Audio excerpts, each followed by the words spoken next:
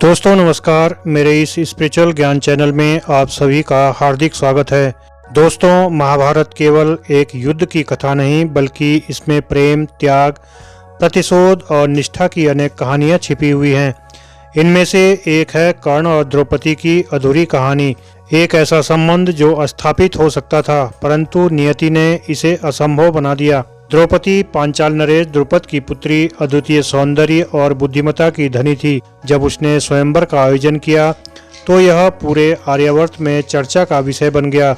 इस स्वयंवर में एक कठिन धनुर्विद्या प्रतियोगिता रखी गई थी जिसे केवल सर्वश्रेष्ठ धनुर्धर ही पूरा कर सकते थे। कर्ण, जो दानवीर और अपराजय योद्धा थे, इस स्वयंवर में विजेता बन सकते थे। जब कर्ण ने स्वयंवर में भाग लेने की इच्छा व्यक्त की तो द्रौपदी ने उसे सूत पुत्र कहकर अस्वीकार कर दिया। यह बात कर्ण के हृदय को गहरे आघात पहुंचा गई। वह वीरता में किसी से कम नहीं थे, लेकिन समाज में उनका जन्म उनके अस्तित्व पर एक प्रश्न चिन्ह बना हुआ था। महाभारत के विभिन्न संस्करणों में इस घटना को अलग अलग रूप में बताया गया है। कुछ कथाओं में कहा गया है कि स्वयंवर में द्रौपदी ने स्वयं यह कहकर कर्ण को रोक दिया कि मैं एक सूत पुत्र से विवाह नहीं करूंगी। वहीं कुछ विद्वानों का मानना है कि द्रुपद ने स्वयं यह घोषणा की थी कि केवल क्षत्रिय ही प्रतियोगिता में भाग लेंगे, जिससे कर्ण को अपमानित होकर पीछे हटना पड़ा। यह घटना कर्ण के जीवन की सबसे बड़ी पीड़ाओं में से एक बन गई। वह अर्जुन के प्रति द्वेष से भर गया क्योंकि उसने स्वयंवर में धनुष उठाकर लक्ष्य भेद किया और द्रौपदी को अपनी पत्नी बना लिया। अगर द्रौपदी स्वयंवर में कर्ण को स्वीकार न कर लेती तो क्या उनका विवाह संभव हो पाता? शायद नहीं। इसके कई कारण थे। जातिगत भेदभाव। कर्ण को समाज में सूतपुत्र माना जाता था, जबकि द्रौपदी एक क्षत्राणी थी। भले ही वह वीर, दानवीर और योग्य थे, लेकिन समाज उनके विवाह को स्वीकार नहीं करता। द्रुपद की महत्वाकांक्षा। द्रुपद चाहते थे कि उनकी पुत्री का विवाह किसी श्रेष्ठ क्षत्रिय से हो जो उनके राजनीतिक और व्यक्तिगत हितों को सुरक्षित रख सके। कर्ण की मित्रता दुर्योधन से।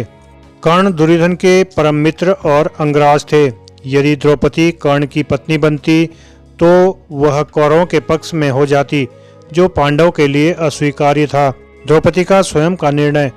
यह भी संभव है कि द्रौपदी स्वयं कर्ण से विवाह नहीं करना चाहती थी।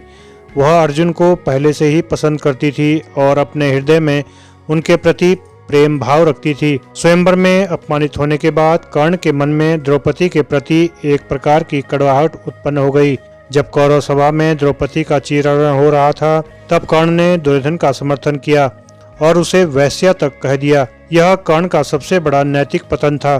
परंतु कुछ विद्वान मानते हैं कि कर्ण ने यह शब्द केवल अपने अपमान का बदला लेने के लिए कहे थे, न कि वह वास्तव में द्रौपदी का अपमान करना चाहते थे। अगर कर्ण और द्रौपदी का विवाह हो जाता तो महाभारत की पूरी कहानी बदल सकती थी। कर्ण को पांडवों का समर्थन मिल सकता था और वह कुरुक्षेत्र युद्ध में उनके पक्ष में होते। द्रौपदी को एक ऐसा पति मिलता जो न केवल वीर बल्कि अत्यंत दयालु और त्यागी था।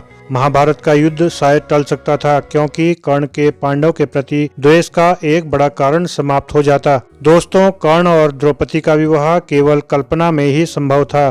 सामाजिक बंधनों, व्यक्तिगत अहंकार और नियति ने इस संबंध को असंभव बना दिया। कर्ण ने जीवन भर अपने जन्म की पीड़ा झेली और द्रौपदी ने 5 पतियों के साथ रहकर भी कभी पूर्ण सुख नहीं पाया। महाभारत की यह अनकही कथा हमें यह सिखाती है कि प्रेम और विवाह केवल गुणों पर आधारित नहीं होते, बल्कि समाज और परिस्थितियां भी इसमें बड़ी भूमिका निभाती हैं। दोस्तों, आशा करता हूं आपको यह जानकारी अच्छी लगी होगी। वीडियो पसंद आई हो तो वीडियो को लाइक और शेयर कीजिए और मेरे इस चैनल को भी सब्सक्राइब कीजिए। धन्यवाद।